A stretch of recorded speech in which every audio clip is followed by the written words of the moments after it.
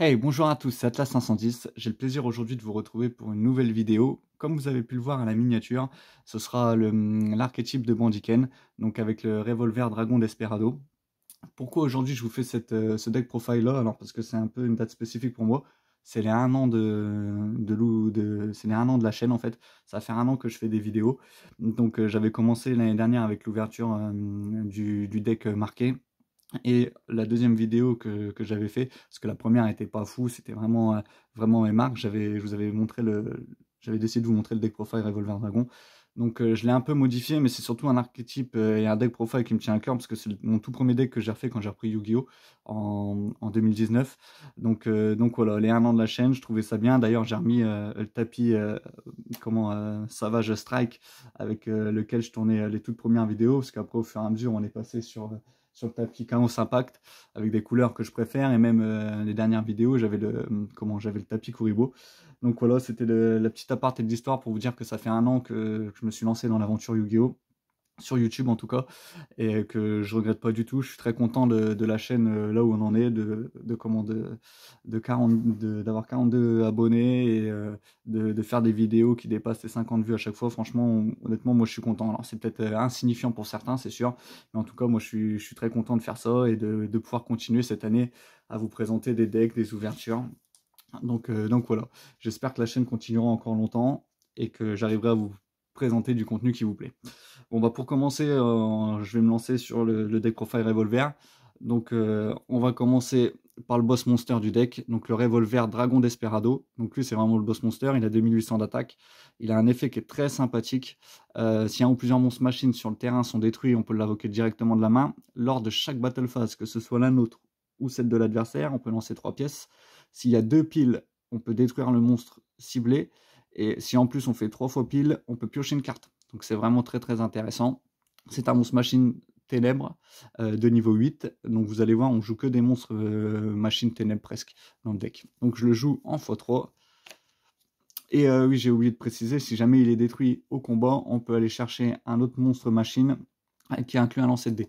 Voilà pourquoi je joue juste derrière le dragon double barillet. Donc lui c'est très simple, si cette carte est invoquée, ciblez une carte contrôlée par votre adversaire, lancez une pièce 2 fois, si le résultat 2 fois face, détruisez-la. Donc honnêtement, c'est super sympathique. Après c'est un deck que je trouve très sympa parce que il y a quand même des effets. Alors bien sûr c'est un deck fun, hein, c'est pas un deck compétitif, pas un deck rogue. C'est vraiment pour jouer en ami, mais enfin contre ses amis avec des decks fun. Mais j'aime beaucoup parce qu'il joue sur la chance, il joue sur le burn. On peut jouer des Xyz, des liens, des fusions. Il y a des cartes je vais vous présenter qui sont assez nostalgiques pour moi. Donc honnêtement, j'aime vraiment beaucoup, beaucoup ce deck-là. Donc après, on va passer à l'araignée explosion BM4. Donc pareil, c'est un type machine de niveau 4. Donc ça reprend l'araignée lance-missile, je crois, ou aussi c'est ça, l'araignée lance-missile qui est jouée par Bandiken, qu'on voit beaucoup dans la saison 1. Notamment, je crois, quand il joue contre Joey. Alors, qu'est-ce qu'elle dit cette carte-là? Une fois par tour, vous pouvez cibler un monstre ténèbres machine que vous contrôlez, et une carte face recto contrôlée par votre adversaire, détruisez-le. Et si un monstre que vous contrôlez qui était ténèbres machine 4 à l'origine détruit un ou plusieurs monstres de l'adversaire au combat ou par un effet de carte et l'envoie au cimetière, vous pouvez infliger des dommages à votre adversaire égaux à la moitié de l'attaque d'origine d'un de ces monstres. Détruit et envoyé au cimetière. On peut utiliser cet effet qu'une fois par tour. Donc en plus, je peux détruire un monstre et en plus, je peux burn l'adversaire. Donc cet effet me va très bien. Donc on la joue x3. Derrière, on va jouer la sphère explosive. Pareil, je crois que ça, c'est une carte aussi qui est jouée par Bandiken dans la saison 1.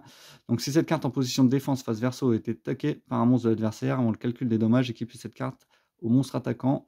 Puis, durant la prochaine stand-by phase de votre adversaire, détruisez le monstre équipé avec cette carte. Et si vous le faites, infligez des dommages à votre adversaire égaux à l'attaque que le monstre détruit avait sur le terrain. Donc, en plus, on détruit le monstre et en plus, ça burn l'adversaire de l'attaque du monstre. Donc, le petit Reflect Bounder. Donc là, toujours pareil, un monstre machine de niveau 4, sauf que celui-là, c'est un monstre lumière. Bien faire attention. Donc, si cette carte en position d'attaque face recto est attaquée par un monstre de votre adversaire, avant le calcul des dommages, infligez au life point de votre adversaire des dommages égaux à l'attaque du monstre attaquant. Ensuite, détruisez cette carte après le calcul des dommages. Donc, toujours pratique pour burn l'adversaire. Alors, ça, c'est pas une carte de Bandiken, mais je crois qu'elle est utilisée par Espace Robot contre Joey dans la saison 2. Je crois que d'ailleurs, c'est grâce à cette carte qu'il arrive et l'araignée et la carte magie avec l'araignée qui tourne, je sais plus comment elle s'appelle, mais du coup qui gagne le duel. Donc je trouvais que cette carte-là, elle est bien dans le deck, voilà pourquoi je l'ai mise. Derrière la bombe noire, donc elle, c'est la seule synthoniseur du deck, un monstre machine de niveau 3.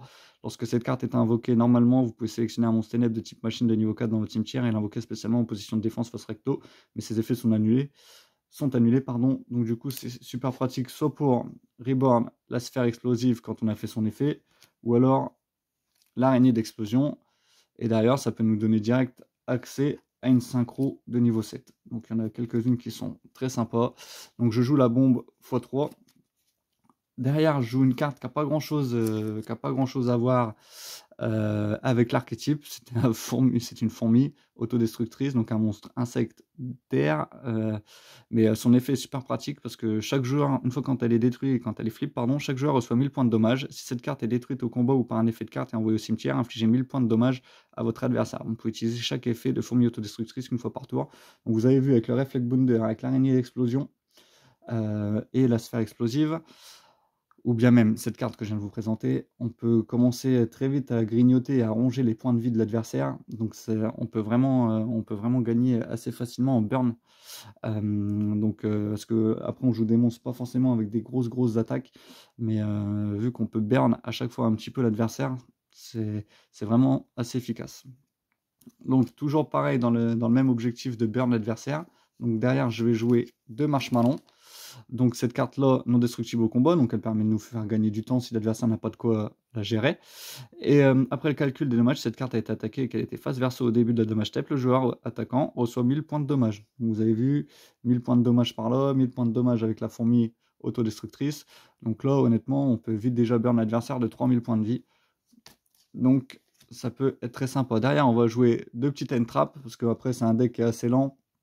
C'est un deck qui fait pas beaucoup d'invocations spé. Donc après, ça peut être intéressant de contrer l'adversaire. Donc 2 haches, toujours très pratique. Derrière, on va jouer donc le terrain, Heavy Metal Riders. Donc cette carte-là, c'est vraiment, quand elle est sur le terrain, elle fait vraiment le café parce que elle dit qu'elle rend une fois par tour tous nos monstres machines ténèbres indestructibles au combat une fois par tour. Après, elle permet de gagner un boost d'attaque. Et non, du coup, c'est ça, ouais, il n'est pas détruit. Et si vous avez reçu des dommages de combat, il gagne autant d'attaque après le calcul des dommages et garde ce gain d'attaque. Donc, quand cette carte est sur le terrain, une fois par tour, si un monstre que vous contrôlez qui était Ténèbres Machine à l'origine détruit une ou plusieurs cartes sur le terrain, au combat ou par un effet de carte, vous pouvez invoquer spécialement un monstre Ténèbres. Donc, elle permet qu'un de vos monstres machines ne soit pas détruit une fois par tour. Elle permet un boost d'attaque et en plus, elle permet d'invoquer un monstre machine Ténèbres qu'on a dans la main. Donc, bien sûr, celle-là, on la joue x3. Derrière, on va jouer une carte d'exécution. Alors c'est dommage qu'elle soit limitée à 1. Mais parce que du coup, on va jouer pas mal de cartes magie et pièges. Donc ça permet de piocher et de recycler. Pas de recycler, pardon, mais juste de piocher, d'accélérer le deck. Donc piocher jusqu'à avoir 3 cartes dans votre main et aussi le reste de ce tour. Après la résolution de cette carte, votre adversaire ne reçoit aucun dommage. Durant la phase de ce tour, envoyez toute votre main au cimetière. Vous ne pouvez activer qu'une carte d'exécution par tour. Vous ne pouvez pas invoquer spécialement durant le tour où vous activez cette carte. Voilà. Derrière, on va jouer un plumeau de Damarpi, donc pour gérer les magies pièges de l'adversaire. Avant, je jouais 2 tourbillons jumeaux, mais j'ai préféré les remplacer. Au pire, ce sera des cartes qu'on aura en side du coup, mais j'ai préféré jouer 2 super polymérisations. Étant donné qu'on joue que des monstres ténèbres, on pourra jouer le dragon venin affamé. Je la trouve plus percutante dans ce deck là. Donc voilà, défausser une carte invoquée par fusion un monstre fusion depuis votre extra deck en utilisant des monstres depuis le terrain comme matériel fusion. Aucun joueur ne peut ni activer ni de carte ni d'effet de réponse à l'activation de cette carte. Donc en plus on peut se servir d'un monstre adverse. Et derrière, la carte nostalgique que je joue, le Croc de Critias. Vous allez voir pourquoi je la joue. Honnêtement, ça c'est une carte nostalgique, ça me fait super plaisir de pouvoir jouer un deck avec cette carte là dedans. Donc voilà, je vous expliquerai après. Derrière, on va jouer bien sûr 3 cylindres magiques. Lorsqu'un monstre de l'adversaire déclare une attaque, ciblez le monstre attaquant, annule l'attaque, et si vous le faites, infligez des dommages à votre adversaire égaux à son attaque. Donc ça, c'est bien parce que c'est jamais très anticipé. Donc c'est gratuit en fait. Si on a fait par exemple l'effet de la fourmi autodestructrice ou l'effet du Reflect Bounder ou même de l'araignée d'explosion, On fait un cylindre magique, il suffit qu'il ait un gros monstre avec beaucoup d'attaques. On peut vite terminer le duel là-dessus. Derrière, je vais jouer bien sûr 2 cylindres de magie pour aller tuto mes cylindres magiques. Donc forcément, une carte très forte. On peut tuto le cylindre magique, on peut la bannir pour doubler les dégâts. Donc franchement, ça peut aller très très vite. Derrière, bien sûr, je vais jouer 3 anneaux de destruction. Donc bien sûr, pour comboter avec le croc de Critias. Et vous allez voir le monstre de l'extra deck qu'on invoque derrière. Bon, franchement, c'est vraiment... j'adore faire ça. Utiliser le croc de Critias avec l'anneau de destruction. Franchement, c'est vraiment top. J'apprécie beaucoup ce petit combo. Et en plus, on peut burn l'adversaire avec cette carte. Donc franchement, ça va comme un gant, ça fait le café. C'est vraiment top. Derrière, on va jouer forcément une force de miroir.